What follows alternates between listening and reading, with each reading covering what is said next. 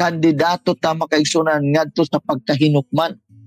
Apan buot ni Jesus nga kung mamatay ang tao, kay mamatay man yun ang tao, igsuon, makabaton ka o kinabuhing dayon, pinaagi kang Kristo.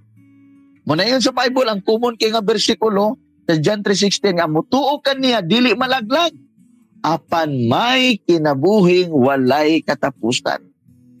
Uno na aragod makaigsunan, kung mamatay ka anytime gikan karon, amang kapadulong. Magbuntot-buntot na lang ka, be. Magunaw na ka, amot asa ka ko, pastor, no? Or kami nagkang abasing pong pastor o kini.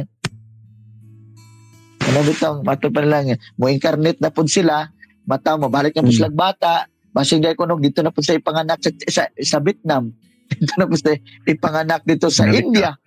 O, mausap ro po imong dagway.